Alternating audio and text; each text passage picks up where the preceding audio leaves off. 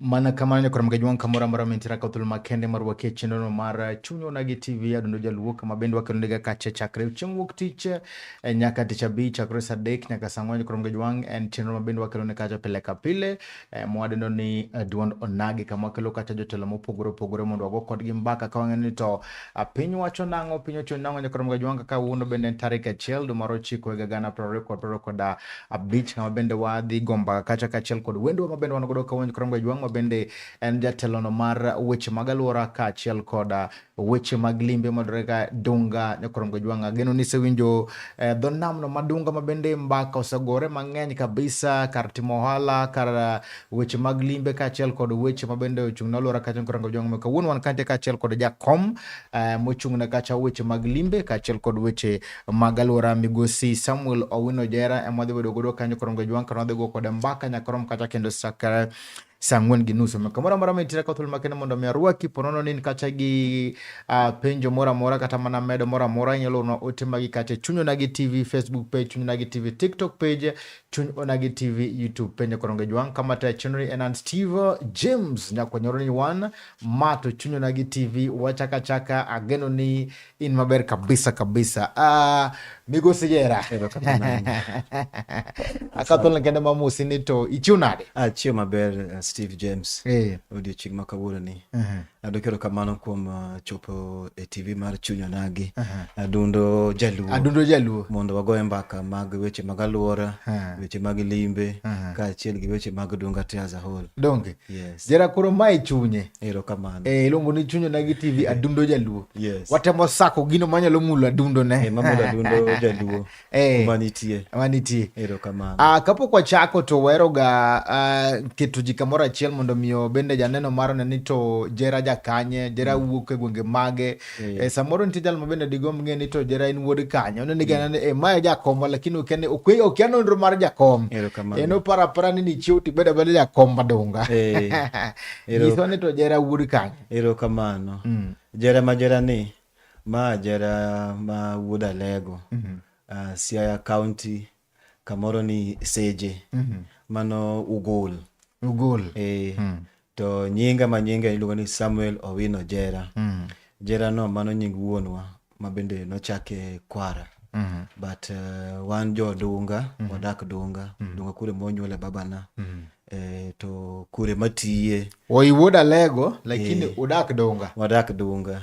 Ununyuolo Dunga. Wan wamaka lo. Uyuda. Wan oyudo lo kalo nitie to. Kwara noyudo lo kalo ni nono. Koro kalo kanyo kamano. To koko osipege bende ibiro to ng'isi gin ka in bedi ka. Ba koro biro jo Dunga mating. But koro Dunga to gisani oting'o ji mang'eny. Nitie kabinde mang'eny mobiro, nitie jo Kano, nitie jo Ugenya, nitie kabinde mang'eny nyaka sani Rwanda nyaka gi Masai nyaka Okuche be sani nitie Dunga. Koro bedo kamoro ma moting'o ji mang'eny mopogore moko di wach ni Dunga koro en mar Jalego kata mar jo Kano kata mar but Dunga ni ei Kano. But jo Kano gibege ng'eny, Manyala ni ei kanyo, Kanyakwar ni kanyo, jo Ugenya nitie, jo Loka be nitie. Ji en kama ji oriwo makoro chal Nairobi koro.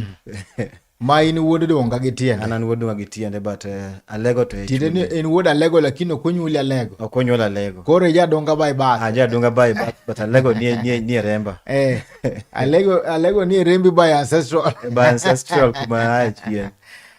Wadago mbaka kandi nyiso ni to Dunga ni amor kiwacho ni imbe jadak madunga. Dunga ni nitie jok mawacho ni pio nochalo nade gi sani king'iye gi sani gi kaka ne nitiere chon, ang'o mane timore kata bende ne activity moro timore Dunga kose nana kama ne ji odakie kende. Dunga kanyalo wacho gi stories ma nwawinjo kuom jomadongo chien nikech an onyuola kuro. To jodongo mane nitie kanyo bende ne nitie mbekri mane gonwa ni Dunga ne en kamoro mane en bungu from chakruok. Ma Dunga joma ne nyawo Dunga ne gin Wahindi mane gero reru kowuok Mombasa. Kangichopo Kisumu Port Florence 1901. To kagisechopo gi reru kanyo to koro ne giyomo kite. Kite gi ne gigolo Dunga kuchocho ne nitie quarries. Dunga ne gin gi kar kite mang'eny. En gi kite mang'eny kabisa makoro kure mane Wahinde ne toye kware irego kokoto. Tikete reru ka reru dhi Busia, dhi Butere, dhi nyaka Uganda. Koro ka en bungu kamano to koro ne nitie jogo mane biro mane winjo ni tich nitie Kisumu. Wahinde nitie Kisumu. Koro ne gibiro luwo jo Wahinde gi. Wahinde ne gin weg tich. Gin weg tich ka gitiyo gi wazunge makoro ne jo British. Koro kuondego wakati no mane baba na Kwara girido bire ma gitiyo ne Wahinde kanyo, gitiyo Wahinde. Ko Wahinde ka ne dok ka gisetiko gedo to ne nitie Wahinde manodong' ma bende ko nodonjo hala mar nam mar karafu gi boats madongo ka dhi Uganda ka dhi Tanzania ka gitero kofi mang'eny nyaka kwera moko nitie nyaka wuonega moko nitie mane dictator Minda to nonego kuro. Mano Dunga pod donge ng'ata pod bende ok ong'ere ne en kama chalo nade. Koro odhi kamano ji obiro ji ochako gedo, buge bedo cleared, ji omako lope, odhi kamano koro machiegni kae koro jogo ji bochako uso lope kendo jogo mane nigi lope. Koro welo bochako biro kabinde jo biro koro Dunga gerore ba Dunga ochopo kama koro sade nitie ni. Ma so far Dunga population mare ni malo. Roughly when I estimate to around 7,000 or 8,000 people ma live within the Dunga. To Dunga kaking'e it's like in a peninsula. A peninsula en kama en low ma odhi kadonjo gi idie nam. Ma kaponi ka dire ka nyalo ng'adore matin to olokri chula. ma koni nitie togo to koni nitie nam. Nyiso ni ka diere kako ng'adore to ko dong' chula. But gi sani to koro osebedo kamoro ma ji odake mang'eny, ji ogedo, tedo nitie, gik moko nitie, ohala gore, ma ok en Dunga machon ma diwachi nati ni pod ni chien. Ahero kiwacho ni Dunga ne kama bende ji nodake maber kabisa, to nitie joko ma bende koro nochako uso lo. King'iyo e population ma 7,000, jodak weg lo madunga kaachiel kod jok ma bende bira dak, bende jodak ng'eny kose thoth ji nouso lo to wuok, koro ji mong'iyo lo ng'eny mengo jodak. Ka compare iboyudo ni jogo manodak chon manomako lope, sani gin almost a quarter of jok modak Dunga, nikech 3/4 gin jogo mane obiro to nyiewo lo kuomgi. To jogo mano mako lo, weg lo machon manomako lo, iboyudo ni some of them nodaro dhi kuonde moko, kok gidhi kuonde moko to gibedo squatters kata gidire kamoro matin, nikech Dunga kaka padi ng'eyo en kamoro matin, to joluo gi kito gi timbe waibodo dati ni jaluo kisebedo maduong' tigero simba, kisegero simba ka kuri ingo simba to dware ni kuri wuoge dala babani, ko idhi timang'ono, idhi go dala e lomo machielo. To ing'eni Dunga to lo to ok medre, dhane ma medore.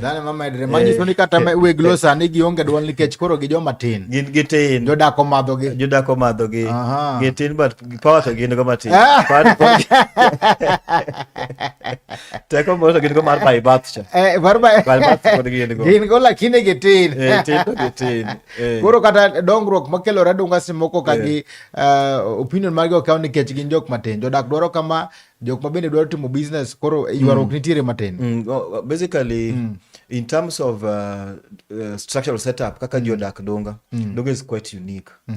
And unique in a way ni one gi community structures, ma cover the whole community. Be ni jadak kato kini katin ngamo bira katin ngamo ni kanyo chon. To one gi one functioning structure. Meaning Dunga fishing community, ma is headed by an elected leader. Ma everybody within the community subscribe to him and his office. Ma we have got barazas meetings, ma community goyo. Ma everybody is invited, everybody is registering as a member. Ma any development ma that team within Dunga Beach, kata mana any public participation ma county that team. Tido that ni the headman invite jite to gibet pin to jigolo paro according to gima ji dwaro as a community. Ma ok dati ni jok mobiro ka gin gibet kod gigo kwand gi moro ta bendo nikech koro wan matin. Jera ine jakom. Ine jakom. Ano kan jakom mar head in jakom mar mag weche limbe kaachiel kod weche mag alwora. Erokamano. To ine jadak ma Dunga. An jadak. Kwaru ne en gi lo Dunga. Nomaka lo. Ma ija Dunga gi tiende. Matin. Komni omi koso yieri. Komni yiero ng'ato. Kombe gok mi ng'ato na ni. Jera wacha wane TV. Wane TV dia lakini. Nitiere positions moko macheni bana mato marwa ka jodak ma Dunga. Dia mos. Awinji. Kom mar limbe gi alwora, mano tourism, ecotourism and environment. Gin kombe manolosi ka luwore gi status ma Dunga nitie. Nikech Dunga en kama ong'ere ni nigi nam, Dunga nigi sunsets mabeyo, Dunga nigi yedhi masuo ji, Dunga nigi history maber, Dunga nigi winy, Dunga nigi a lot of things, rech michamo ngege, mitedo ateda ni, ji te ringo dhi Dunga. Koro noyudo ni ma is a very key point ma nyaka jo community bed piny mondo ngini ere kaka limbe ni nyalo gero our community. Kiwacho ni community obed piny, community imin jodak ma Dunga tek kose community weg lo modak Dunga? I mean community oting'o jomodak ma gin weg lo plus jogo mobiro, plus jogo mobiro ma mabonyo lope. Nikech it's a shared resource, ok jodak kende ma tiyo gi nam. Nyaka nyithi jomonyiewo lo, nyaka jomonyiewo logo bende gitiye e sector no gi benefit in one way or another. Koro noyudo ni limbe ni en one key point ma ka community o tap on to nyalo konyo the village mondo odongre, to provide employment to our nyithindwa. Then do wang'yo ni limbe ni samodhi mbele ni nyaka wang'ini to ere kaka alwora wa ma Dunga bedo. Nikech sama welo biro mang'eny, nisi ni another population mopogore gi jomodak e kanyo kende. gin joma opogore kendo mang'eny mabiro in buses, in droves, to there are a lot of waste ma is produced ma wuok kanyo. Koro nwang'iyo ni alwora ni bende nyaka wang'iye ni to ere kaka dang' warite mondo obed maler, obed manyangafu, obed ma nyalo miyo pi bed maler, mondo togo wan gi togo iluongo ni Dunga wetland ma is very very important kech en kama rech bende nyuole, en kuma winy ma watalii dwa neno go bende nitie. Koro kuondego an kaka jakom an noyiera nokomiya go gi kwaro kata wuono dhano bende beda piny to oridore line to wacho ni wuod jerani gi sadie wow mak no kanyo kake wacho wuod jerani kech koro ok na ber moloyo gi leadership weglo wan weglo ndiyo to plus jogo ma bende nobiro monyolo nono ni wuod jerani nyalo timo tijno bende gona kura moko bende nogon kata wan weglo gi nitie jomoko bende manogone jok moko ng'at ma na piem go bende kura to telo ne en gi milaro ibed office ka o igadi office bedo higa 2 renewable mama hiki maradi ma hika mar 2 ma tam na mar 2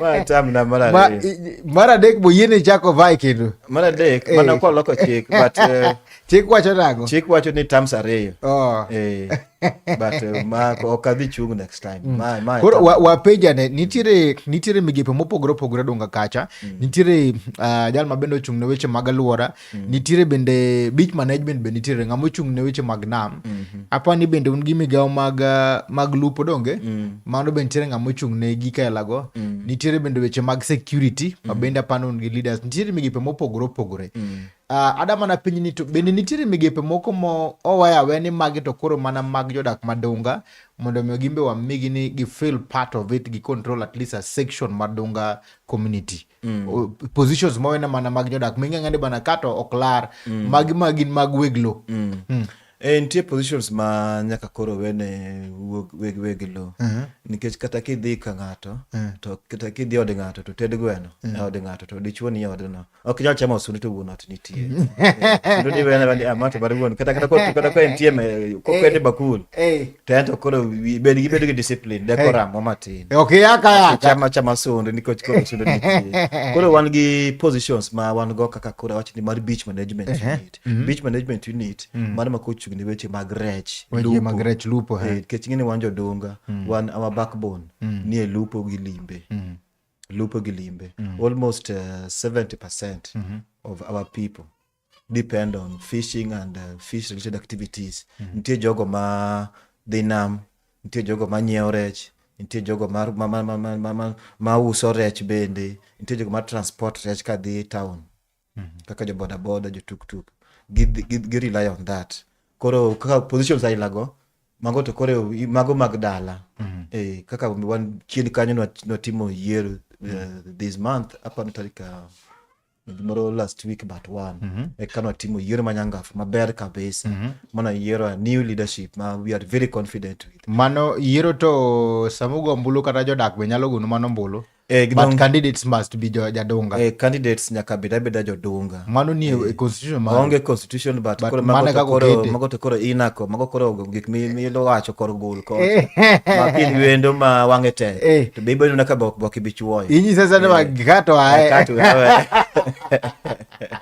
koro kanyo mano yoro go osiep na moro maber mano osomo go bende pod wan go ma bende wodunga kanyo but en jakanya kwar bende woda lego iluonge ni Nicholas Owiti Didi en koro en jakom mar Dunga Beach Management Unit ka chiel go office man gi jalup ne iluongo ni jalup na cha iluongo ni ngawa cha ya bende ko timo yero then gi secretary man Richard Ojijo gi jakeno ma kano pesa mar Dunga Beach Management Unit Mr. Barack Ochieng Odok. Koro king'iyo these people ibedo nati ni like the chairman is Jakanya Kwar ma odak Dunga monyuol Dunga gin gi bei wuone gi mana makolo kanyo gin ok nyiewo lo mano jakom jagoro men Richard mano jakaswi ma wuon gi bende gin joma no maka lo kanyo gin oko migilo aya jakeno mano jamanyala manyala gi magi jo Budalangi magi bende ne gibiro chonda lo mane wainde loso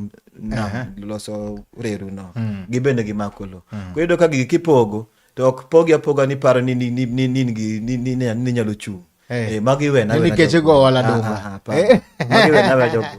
Mar ariyo mabe nyalo medo en position mar village elder. Village elder. Mano jaduong' gweng'. Jaduong' gweng' kati bed mana nado kinyal bedo nini yako miyaye kiparo ni nini wende kore gweng' kati da bedo jaduong' mar gweng'. Ini ngi story mar gweng' ne kachal.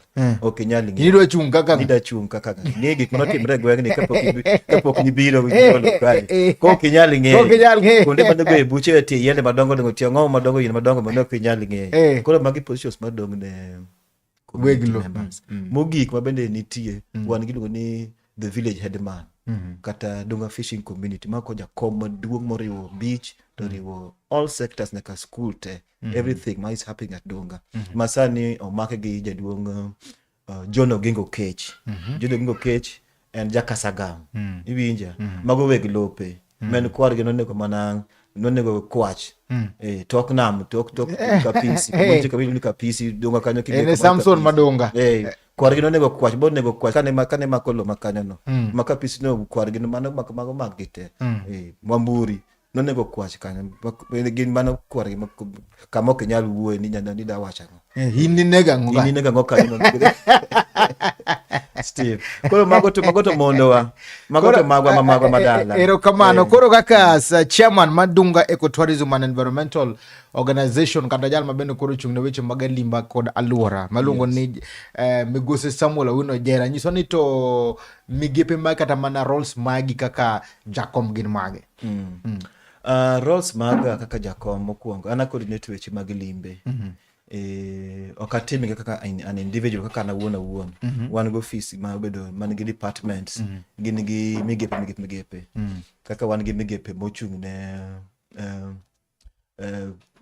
marketing chanango and gina timo sero wala josero magin gisere Facebook gisere Twitter gisere platforms opogore gisere ja gazette gisere ja TV koro wan gi kamoro bilugo ni KTB Kenya Tourism Board Magical Kenya koro magero partners ma gine sirkal maduong' ma gin wago pichni to waloso maber to package maber to wamiyo gi to gi market kata kidhi Jomo Kenyatta bilugo na ma Kisumu kaine Kisumu International Airport ibido ka nitie bana maduong' kabisa picha maduong' mar boardwalk mogo airport kanyo maka welo biro to neno mano marketing.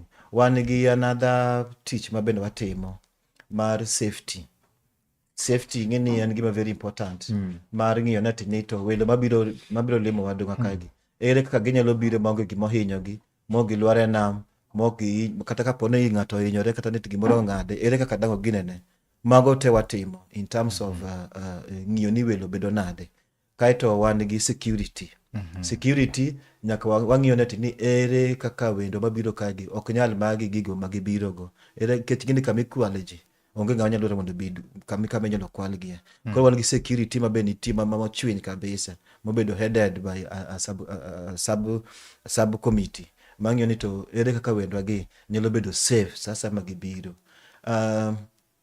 Wan gi department moro bende ma wan go ma uchung' ni aluora mochung' ne aluora koro mochung' ne aluora ni gin ma ko gichung' ne weche mag biogas kech sani wan gi biogas e beach ma waste kata takataka mawuok ma nyalo top kaka nyanya mosigiri na kitungu gik matindo tindo ma nyalo top gi kuonde modong' ikawo gi tiketo gi kamoro achiel to golo gas ma minego bende tiyo go kanyo ma chielo rech ma is a very clean energy to the environment mok ketho aluora.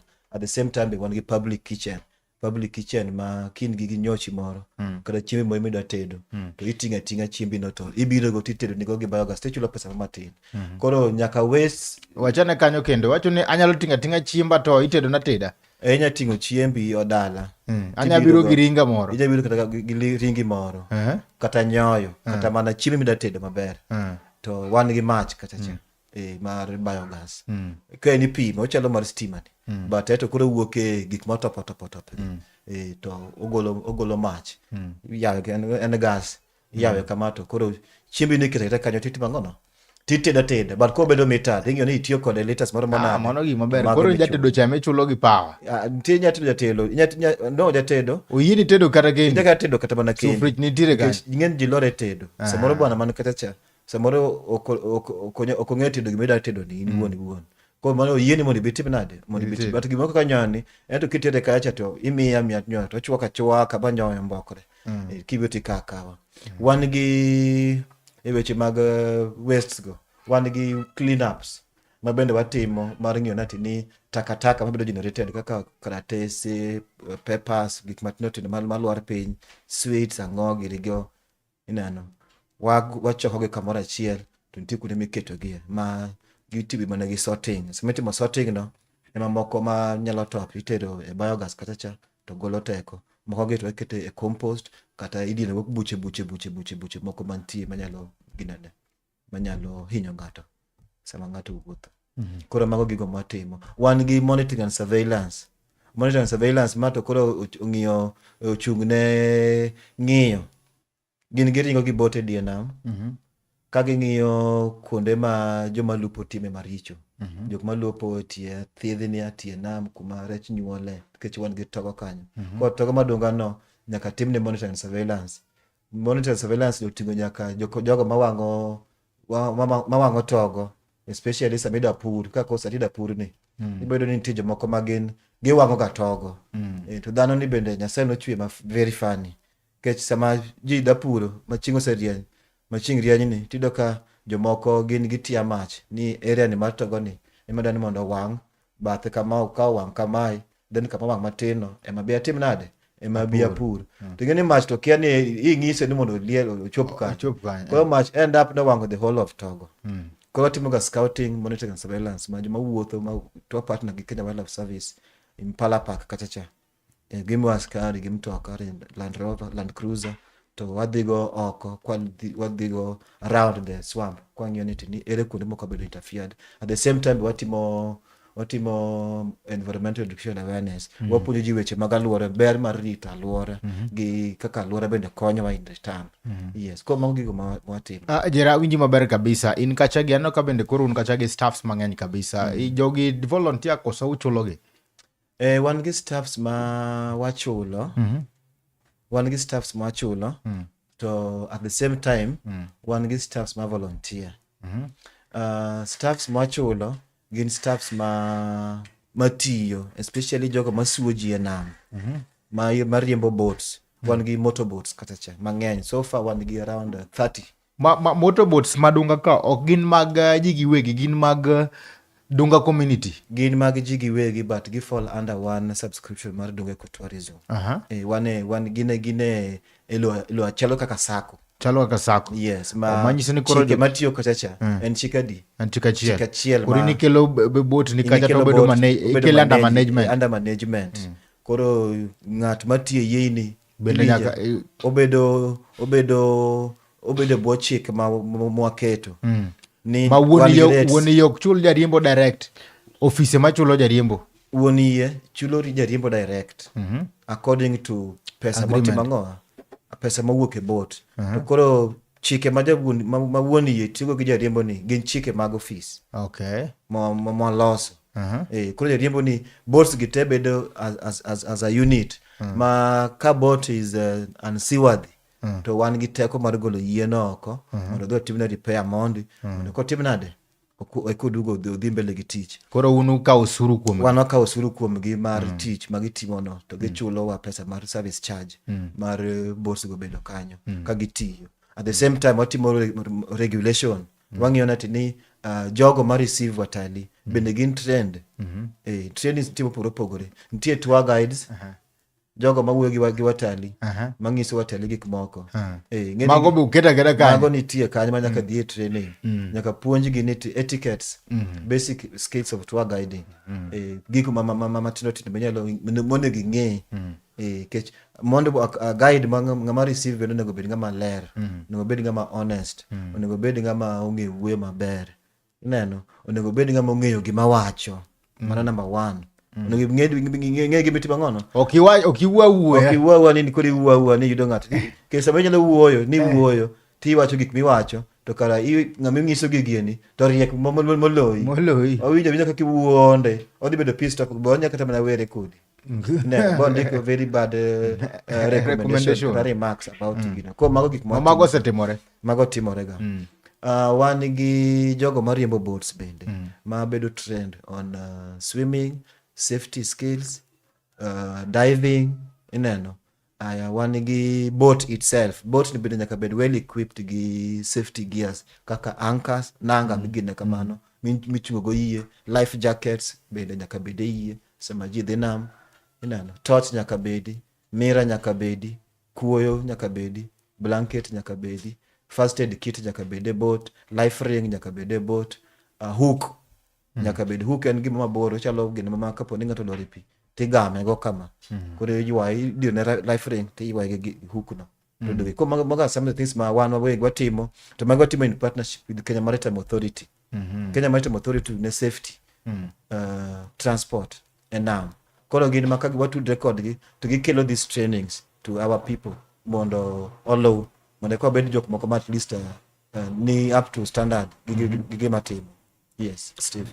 Erokamano maduong' ahinya ka bende wadhi mana mbele kacha yimonda penji kama na gimo matin kacha kang waduogo to wadhi neno cholo mana mar ariyo wadhi duogo ni to neno ni to ere kaka bende tend county ma Kisumu osebedo ka konyo wer mopogore nikech Kisumu ne wacho ni gisebedo ka gikonyo ber kabisa to achiel kuom gigo mabende giseloso en dunga koro wadhi neno mano e tilno mar ariyo gik mabende nada pinya no kesedogi kama ber kabisa dong mana gik moro achiel nitiere gima wacho ni dho ngere wacho ni sex for fish kata mana weche mag hera kod rech gino mabende ne nitiere to en gino mabende en ga common e dho wedhe kendo kelo tulo mopogore kato bende ido ka bende koro kuno mabende jo dake machalo ka nam do ka bende koro tuoche ahinya mag ayaki bende koro medore kalura kachiel kod activities mabende timore kanyo sex for fish kata mana weche mag keni manyalo wacho nang mana wetin kata odhi telo mar ariyo erokamano bende nitie en gima lit kabisa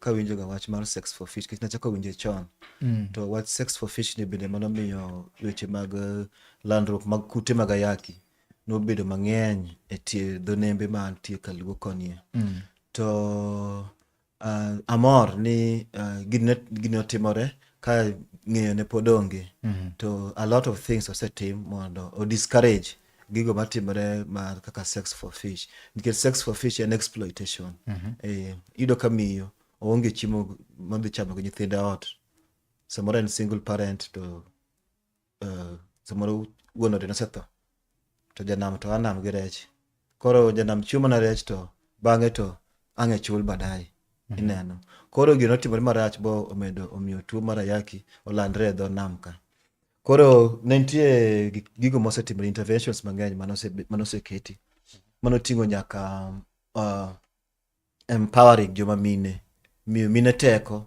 mondo kik gibed vulnerable gibed jok manya chung kigin giwegi ma mine nomiyo yedhi dhoedhe moko nomiyo mine yedhi omiyo gige mag lupo owuoyo kodgi empower gi through knowledge no ing'eni ng'eyo no bende en ga teko bende koro so far kanyalo wacho gisanie sex for fish gisani to kanyalo wacho ni pod entie onyalo beda gima consensus ma ji owinjore to ok nati ni adwa rech to koro nyaka chiw mana denda eki miya rech obedo ni gin ji ariyo moromo kamoro to winje ma ni onge gima nati ni ng'ato ne was vulnerable ni ng'ato ne onge nyalo ma icho nyaka usi mana dende eka miya rech odhi timna odhi ocham kata kodhi ousi but kata kenti onyalo bedo gima nya time kata kipiny gik moko te bok nyalo ng'eyo but our beaches osetiyo matek mondo o discourage wach mar sex for fish. It is a wrong thing. En gima rach ma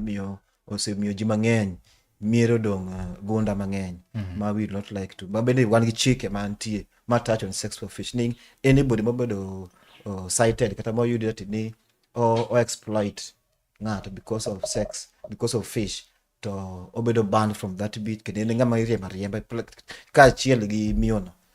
Tiyo moseriembo ntimo moseriembo mang'eny ere kaka idhi ng'e ni ng'ane omiyo nyako ni kata miyo ni rech mondo miye dende kata ne giwinjore nitie kaka ufwenyo. Nitie kaka ifwenyo. Kech gini sama jogi gine rech kamano gi. Rech ng'eno ok nyiew kamoro achiel, ok nyiew kama pondo.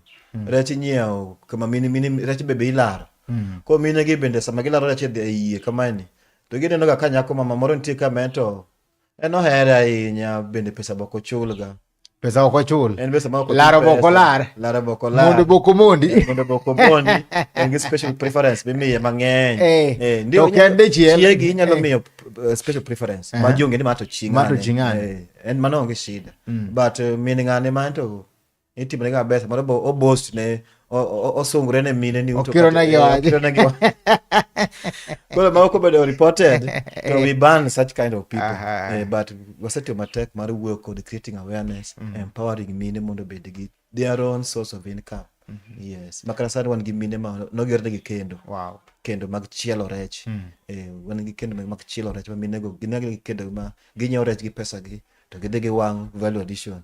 To giuso. To gido pesa gi ma gini university ba ng'ato konyalo wuondo gine kia ni nade. Mano Wow. Steve James.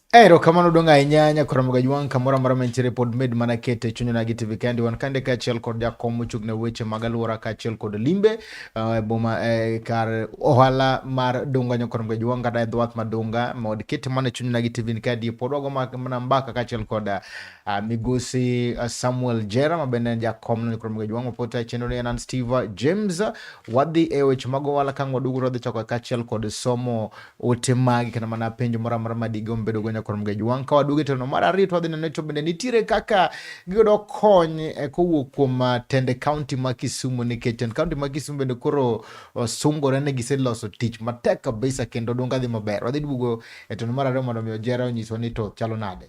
Ani luongo ni Dr. Zippy Okoth ma ilongo ni Chuny Onagi TV Adundo Jaluo. Stay tuned.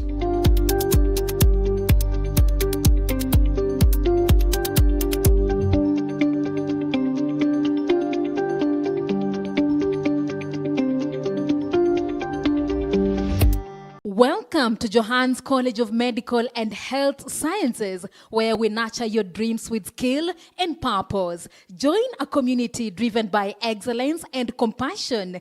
Explore certified nursing assistant, caregiving, perioperative theater technology, nutrition, health records, medical social work, public health, mortuary science, medical catering, and more. And now, introducing German language classes for those interested in the Ausbildung program. Guided by passionate trainers, start your journey to a rewarding healthcare career. We are located in Kisumu, opposite Kenya Breweries Limited. Call us on 0739 216 209 or 0727 829 793. Visit us on www.johansmedicalcollege.ac.ke. Johans College, empowering health, enriching lives.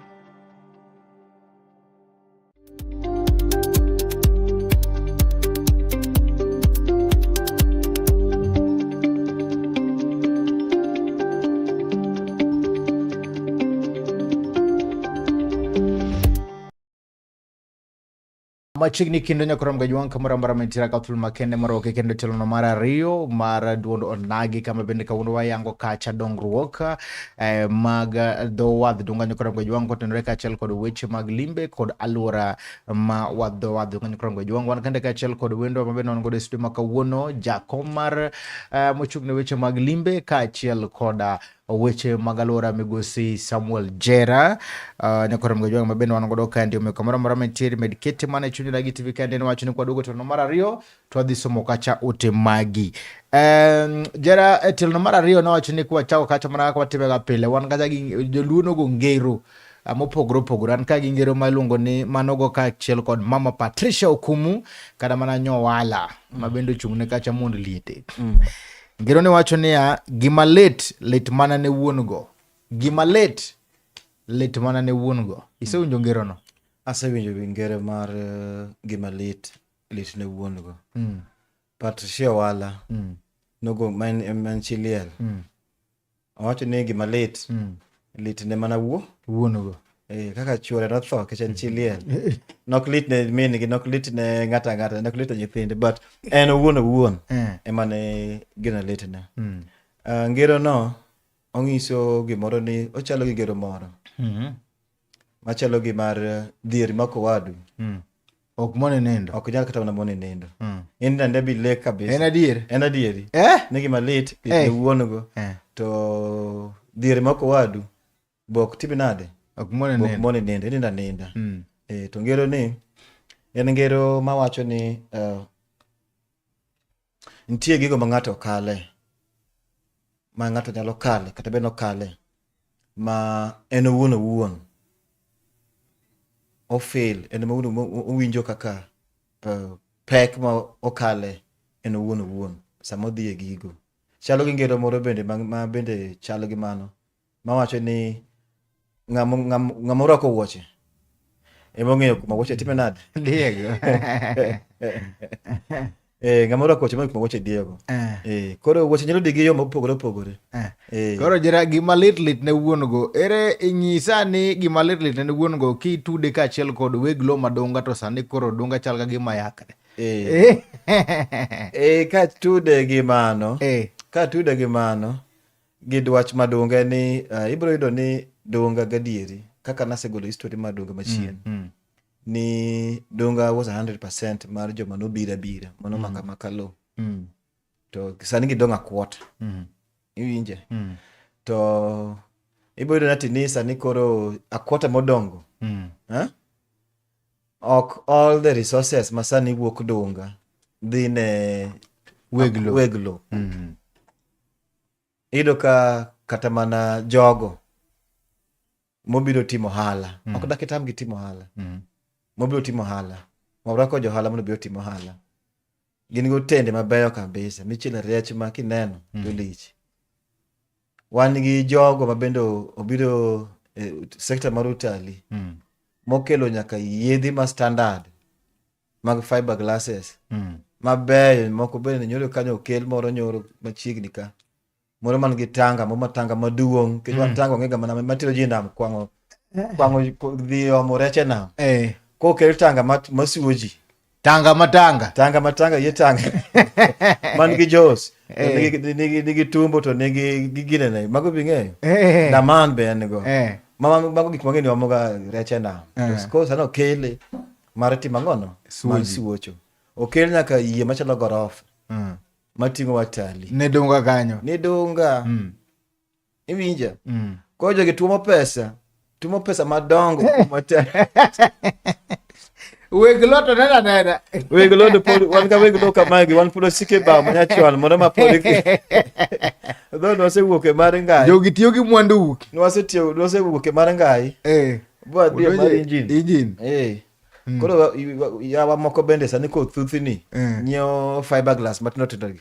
But koro ido ne jok mano kuongo nyiewo fiberglass mano nyiewo nitie moko ka iluongo ni V8 gin catamaran iluongo ni catamaran en moro ma yie yawre kama to en very comfortable en gi tume iye kanyo to en gi wifi to ober ni bende go madonga riyo 150 horsepower mako riyo to koro horsepower 300 iwinja en ober makata ka ng'ato biro kata ka gavana biro kata mjumbe obiro ok odhi mago gi kata gana gi pesa de moro pako oko kanyo kosa na mase go chung kacha donga aja madhi se bi bot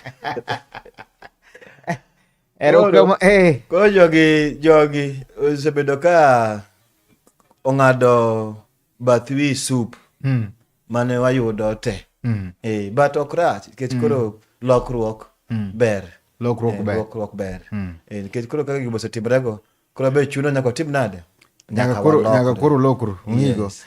Erokamano e wachni kwa duka chilono mar ariyo to koro dhi kawo kacha ote mag janeno mara ni to oneno ka en gi kanyo Korom Gajwang' ponono ka en kacha bende gimedo moro amora tinyalo medo nya Korom Gajwang' wan kandi kendo wago mbaka e weche mag dongruok madunga ponono ne jadunga jadak madunga kata bende isetime limbe dunga kanya isete ang'o ma bende osebedo ka mori e kacha kata achiedh nade ma seche moko oseyudi ka in alwora mag dunga. Wan kande kachiel kod Boni Trevor Ndede wacho ni mano jera Sam Musiepa wuoyi maber ahinya amor kode Boni Trevor Baba Noah. Erokamano Boni Trevor Ndede ja Trisent mano osiepna maduong' kabisa. Mago yawuoyi ma osekonyowa bende osemakrego yore mag utalii kanyo ma en bende kobiro obiro gi welo ma kata jo Trisent College en mokido jo Trisent College bae beach kanyo nyithi skul maber bo tere nam samoro bo bebele gosiepene bo kila bot kanyo bo tere nam mo pesa mang'eny malich kanyo. Erokamano osiepna Ndede. Erokamano.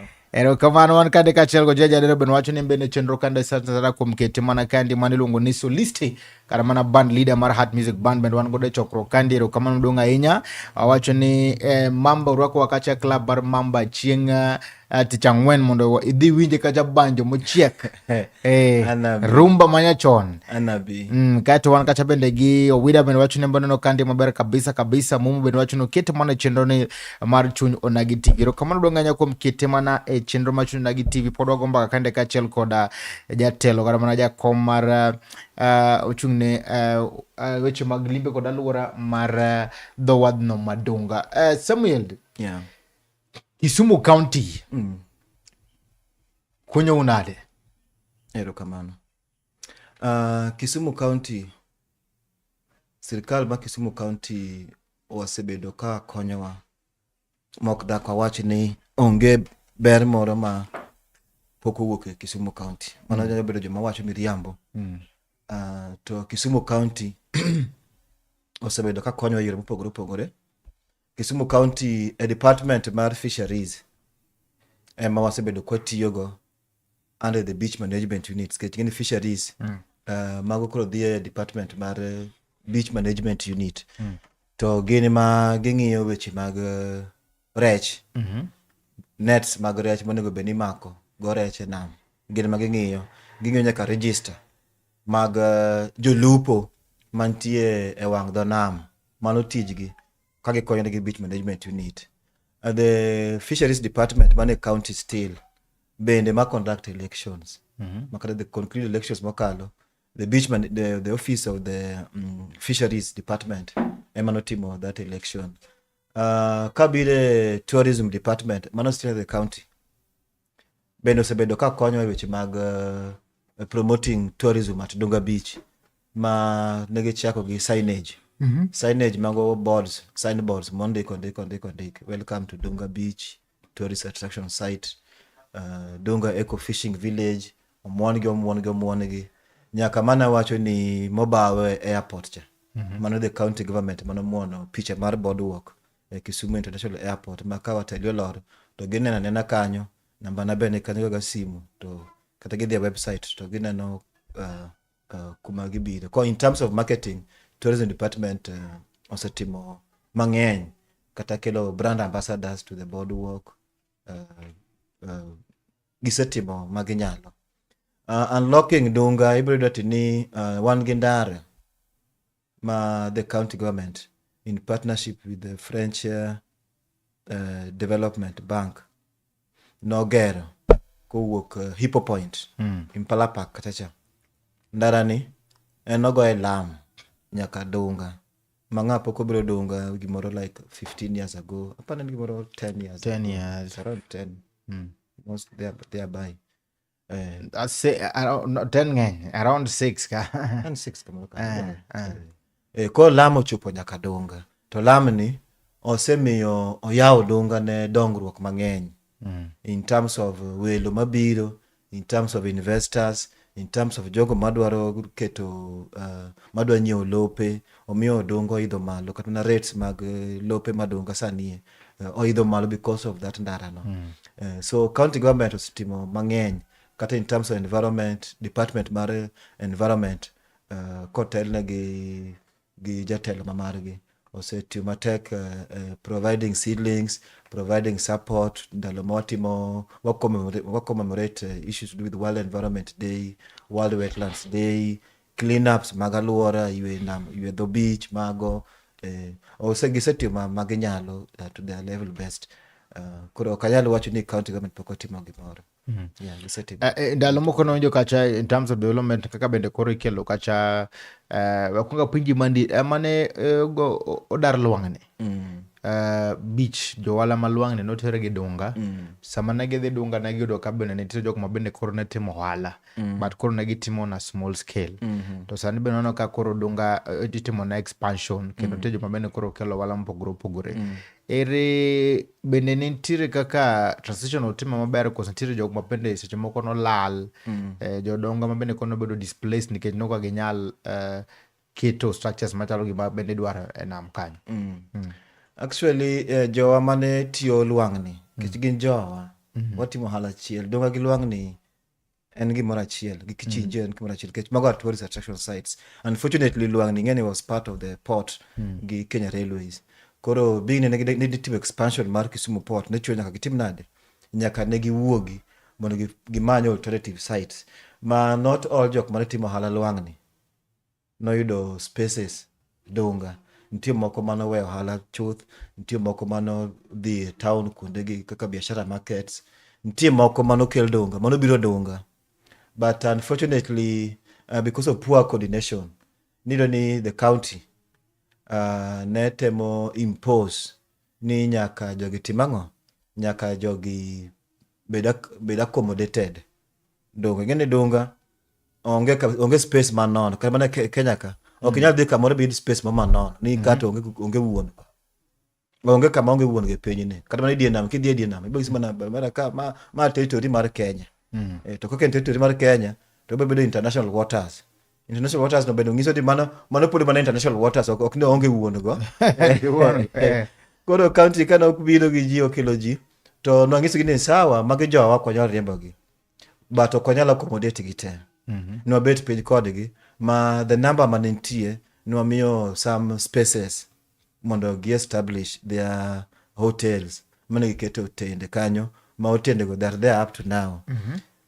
Ber mar ne gibiro ga ni ne gimedo ndhadho kata rang'iny mar service delivery to our tourists.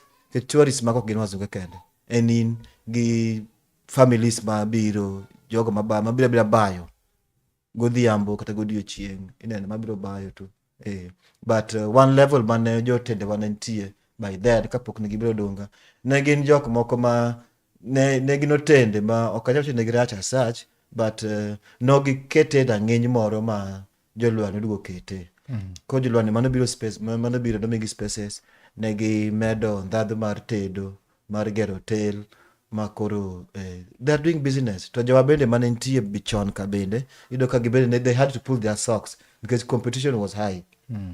Dunga chon naonge gimoro neti ni nitie nyiri customer karibu customer moko mabeto randa about to karibu customer otelange ko huko Dunga chon en customer ongeni otende ginaria de kacha giri hotel kucho direct onge ngamalari onge ngalari but koro being ni jolwani no biro they were very aggressive bagi biro nyaka nyiri mabeyo moro ko uniform mabeto randa about to biro to lungo welo to tirangono hotel then hotel be manitero gie be are of good standard services be manigi offer be was good so our people had to pull up their socks ma jogo mano kunyal pull up their socks hotel mano kunyal biro malo standard makoro no sangaweno they had to do away with their businesses mondo giusne jok moko kata moko to team no pull up their socks ma they're up to par sani gitiyo ani ma onge jok mono bedo displaced kata nobody was displaced no but don't nangisi onge lo mak mar ng'ato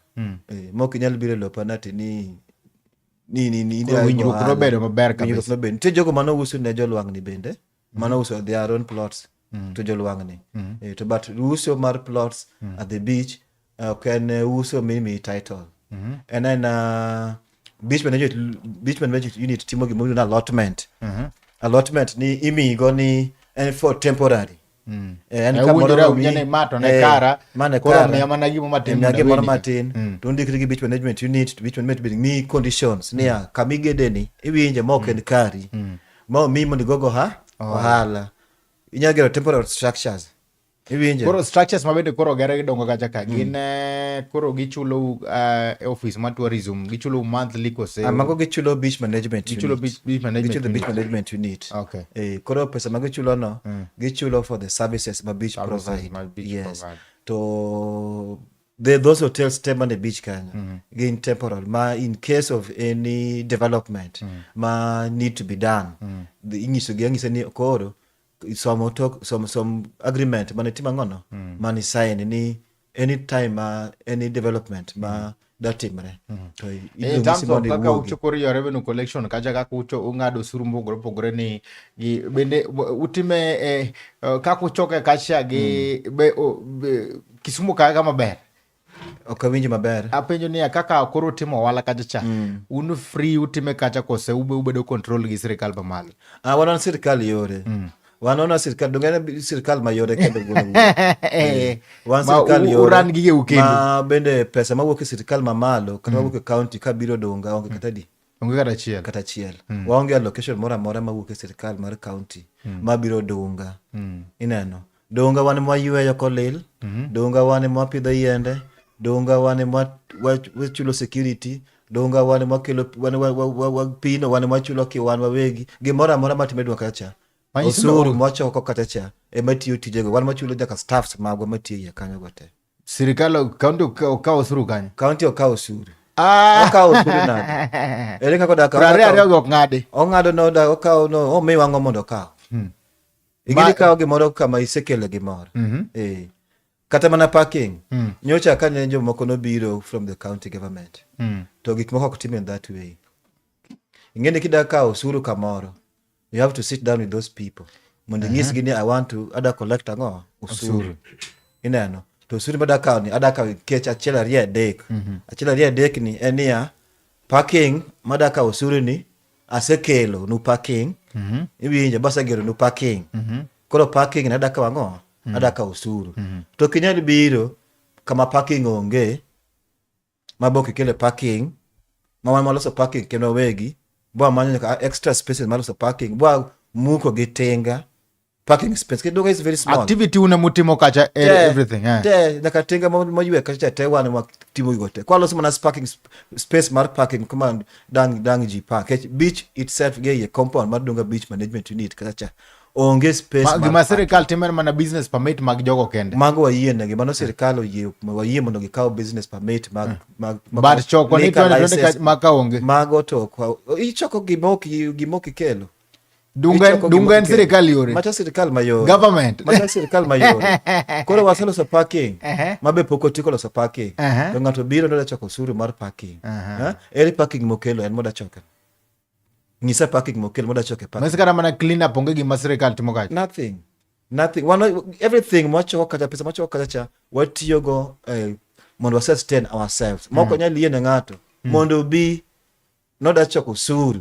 aila moro mana video nigi kilo barua moro kacha nigi da choko pes parking ida choko pes parking mani mikelo mida choko parking pesa ango mi se miyo wamandangi wachiti anto kuro space makani loso parking maber bakoro obi accommodate mtokni mano koro akaw parking then kosa ka pes parking to koro part of pes parking ni wabwatim nade wabwameuga moko matin mano is not there poko winjo anything like that iwinjo koro parking mosa nyagrego kichop kidhi beach kasha nitie bade kora cham kidhi donje beach maisa community land nen bungu mabet was grabbed from the defunct municipal council machon iwinjo no se ngamano grabe nitie jomano grabe kane municipal netie man it was sold to different people manane kanyo as the community were reject body test so you reclaim it back we reclaimed it back bo muko nyaka wall fences manane kanyo go te iwinja buketo gi piny te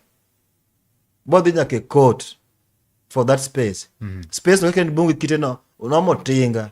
Through suri mochoko matin mane beach kanyogo. Wa yiweyo kapabno maler, babe pukutieko. Kaito ngado dangis wani ko kosa loso kanyo, ni ko en ko w ka pes parking. Okay, pes parking mani midaka. Ikelo parking space midaka. Koda ka pes parking to bigi parking space na moro to kawe. To want is parking space wa mo loss. Magot maga source of revenue. Moko nyali bende ntiere ka kwedo direct sponsors kata jok mabende koro seche moko nyalo konyo go wala kose ntiere ka umbo manyo gi giwegi kose nyaka gikal mana through county. Nyomo sponsors let's say ngato dwa gero kata kaka parking kaka neno kaka okay inyalo correct ma parking molos alwora kacha cha wacho ni en mar Hillcamp Jakpal. Yeah, you see one this Hillcamp. Hillcamp Iwinja also its own parking space. Iwinja Macha mag joge. Macha his own parking space. Men wuni mo create. Mondo welo mabiro oyudu kuma dang egesha gechege. Wabendo ang'eyo niya wendo mang'eny dhi Hillcamp. Nikech ka gichopo donga kuma dang gikete mtoka onge. Ido ka mtokno park ndara. Mtoka park nyaka roundabout. Iwinjo gini Steve. Mtoka park nyaka roundabout. Nyocha ka ne wan gi school buses, tours mag schools. Iwinja. Donga debe ni onge space maloso oko kachacha. Bana donga there was no do kwa yudo kata bana nini. Do kwa yudo kata bana schools mabiro. Kechimpala Park was full, museum was full. Ineno. Airport was full. Donga was also full, but we received school buses because of that space. No migi space mage park buses no park over thousands and thousands of buses but kitambo nagiru. We counted over 1,200 buses. Bende revenue donjo no maber kabisa. Revenue donjo kabisa. Revenue go bende mapodo tiyo los mondo med space no dhi nyaka yie kuticho. Nyisa kaka structure marucha nikech chalo kaka mano bende serikal ntiere kaka leaders ungi branches ungi ministry mopogore. Makoro unti kaka report structures reporting structures. Yes. One the beach management unit chairman. Is the overall. Is the overall for the beach. Iwinja. And more coordinate issues to do with the what? With the beach. Iwinja. Arrangement mar beach, cleanliness mar beach. Iwinja. Kodo side mar cleanliness kodo bile docket na. Environment gi utali mago ni docket ni.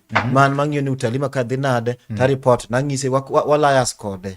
Ni ka ok dhi maber kaka weche mag parking makwa wacho mangeni pod utali parking pod utali koro wamak rekode to wabet piny gi jakom mar the community Dunga fishing but is the overall what is the structure mar Dunga kachal gauge madi beach these are resources of the community. Dunga is beach kacha ok en community maka resources mwandu mag Nyasaye mana Nyasaye otimang'o omiyo jodonga as a whole. Jodonga kodak e beach, jodonga kodak e gweng' kuchocho.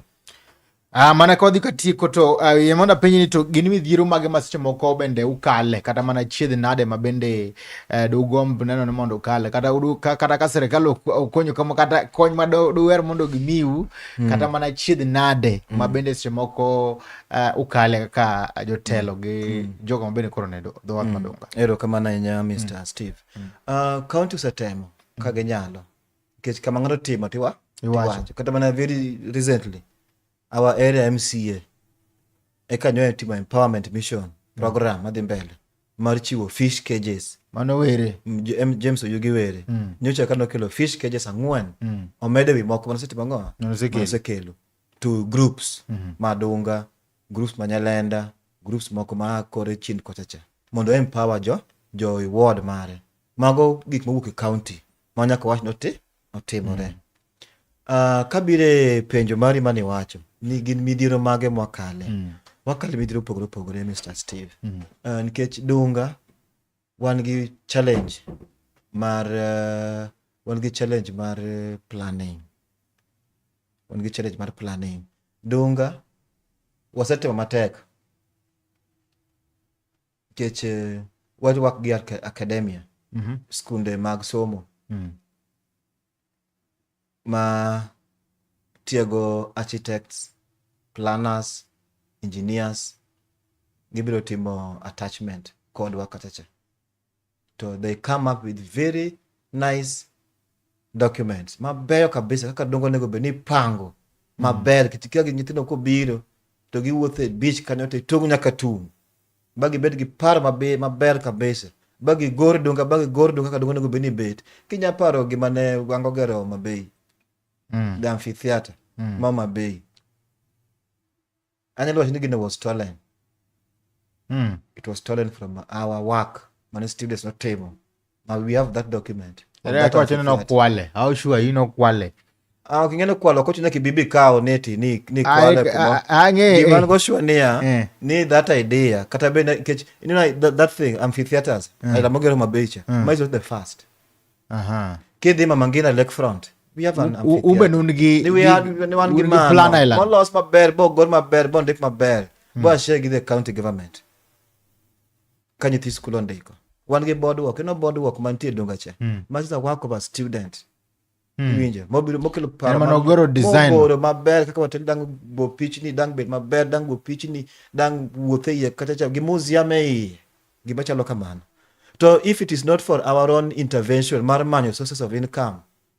Kata joma dang support such kind of ideas mabayo to nothing. The boardwork became not because of the county. The boardwork became as a result of a students' research work. As the community of Dunga, we had to solicit for funds. Nikech gimoro kosa timore kata kosa bedo ga idea maber. You got that idea, you work with it. Ingise ditango na jina idea ni. If anybody can buy that, and it was bought by the French embassy. Then no kaber. Bond ko proposal. Bagi loso no board work. To money just one gimora chill out of it moko prare. Mopogoro maber malo. Koro like kara no gi French embassy. French embassy konyo direct to your to Dunga management. Ginto ne gioro na pesa direct to our account. Account. Ma county onge gi ma county no kotimo gi. County no timo na marketing. Kosa gere to county koro go e piche to medo lando ne jini gima ber nitie.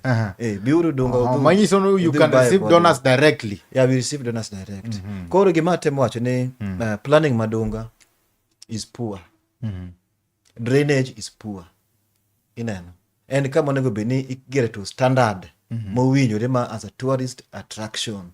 So bila tourist attraction site ni okinyal pogo fishing gi tourist gibiro mondo ne kaka lupo pod biro dong. Jo nam madhi nam ka yie tanga madhi nam ka magi gik ma ji gombo neno biro bet gi nyaka gibedi but Dunga nyaka timne planning. Nikech dwa koke dhi hotel as per now ka ngisi Steve koke dhi hotel to kene nam kichungi chien kibiro to telo utendo genga ngo dho nam to what of kionge pesa mar madho soda hotel mondo kine nam kata kimulpi what of that. Koro most of the beaches iloso in a way ma hotels bet gi chien to nam bet mbele. Mama those drawings want go. Ma same wacho weche planning bende county ne nigi idea moro ni mondo mi koro gedar di Dunga kacha mondo mi koro bed mana kar dongruok. To bende communities bende netemo resist. Mano ninti. One gi lakefront development project. Mano nego bende gero promenade. Promenade gin gik moko kuonde miwuothe. Inani wuotho gi tiendi to olos gi cabros ela mago ma Kisumo kaegi. Olos gi cabros ma iwuothe to Kenya ka bench minyalo yue kiyol to yue inya ringo yina mopith maber. Iwinje. Koro we are not against these things. Iwinje. What we are against enia high-handedness. Ingini sani piny olokore. Public participation kata kida loso na ndeyo. Ida loso na ot. Okay, pento odi bada loso nini. Di heri mondo nino bede machalo nade. Dong di wuoyo koda mondo ipenja to ot beda loso nini. Abede part and parcel of ot beda gerne. Kosan bini gero na ot to koro akia kat analeng obio ger na ot. Woto ka koro jogo odara odane ni omukoda to ngisa ni koro dar kamingisa na dhiye bende poko ngisa. Iwinja maler. Diri mani manago na tinabro dugo ka kuma oda ninti. Iwinja maber kuso kiwinja maber. Diri mani manago ka na tinabro dugo. We are not against the development.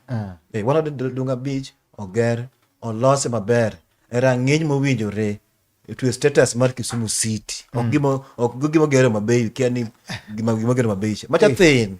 Dunga Kisumu dwaro gima serious.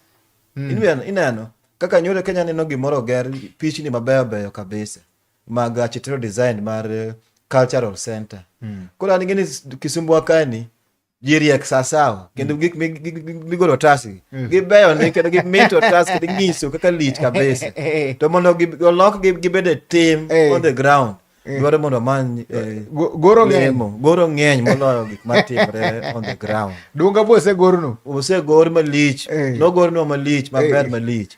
Cause the moment mano wacho no sawa wanto gino warwako but we want to be part and parcel of the what of it. Akeni mano duko gino chien akeni pesa mano tamore okang'e what happened, but we are open to the development of Dunga.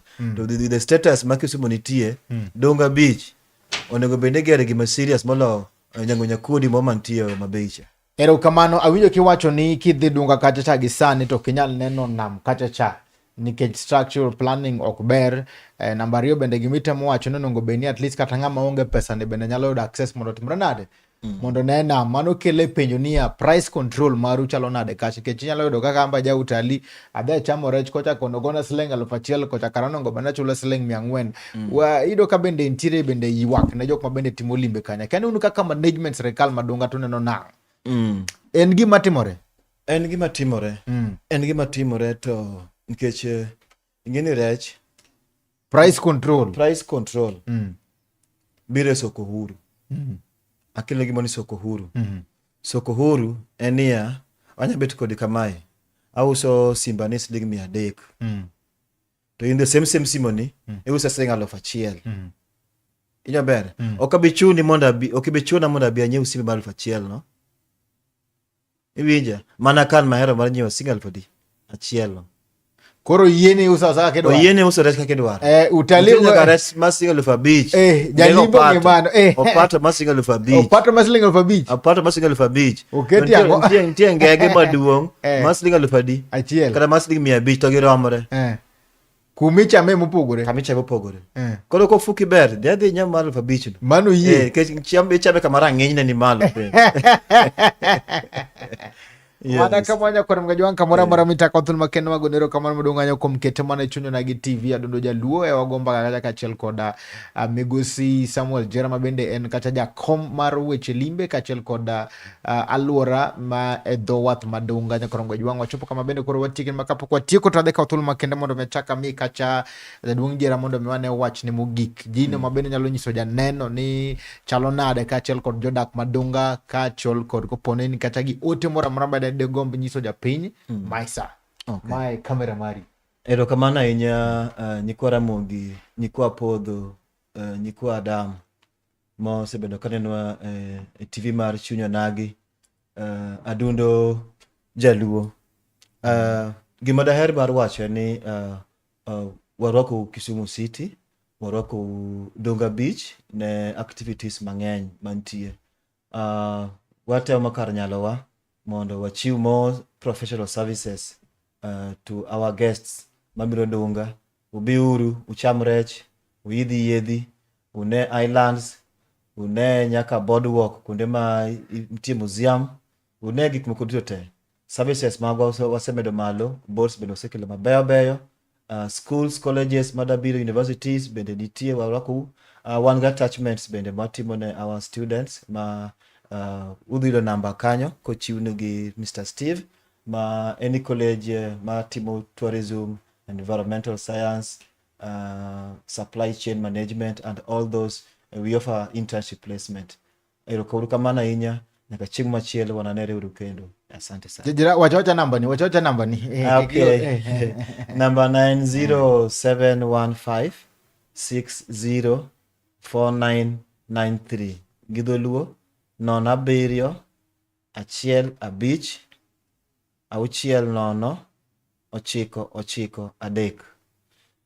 Erokamano maduong' ahinya koro mgajwan kamora mara mentira kathul makende magonero erokamano maduong' ahinya kuom kete mane chuny Onagi TV adundo jaluo wachopo kama bende koro watieke chenro ni koro mgajwan no wachako kacha saa 3:30 romo kacha saa 4 gi daka apradek kod abich mabende koro wachopo e giko mar chenro machalo koda kamandi. En erokamano maduong' ahinya kuom kete mane Chuny Onagi TV, kendo ageno ni gino mabende watwage kanyo koro mgajwang' imbende yodo kacha maleng' kata mabende ning'eyo koro mgajwang' gima bende omora ni dunga en sirikal. Macha Sirikal yore. Macha sirikal yore. Koka wantero kamano agwero kamano ng'anyani japicha mar Mumo kachiel kod Medusa machenro ni mabende en Nelson Mandela Okure motimo matek kabisa mondo yud chenro na achiel kachiel kawuok studio mag Chuny Onagi TV nyaka kamoro amora mentiere. Wamed kite mana Chuny Onagi TV jwang' kamoro amora mentiere kabende koro wachako dwe manyien tarik 1 dwe mar 9 higa gana 2025 koro jwang' ma en dwe mar 9 wachake maber kabisa gi liet mogundho. Mane tayo chenro ni en Steve James Nyakwanyoronyi Wan Uritu Masani. Erokamano maduong' ahinya. Erokamano ahinya Mr. James. Asante.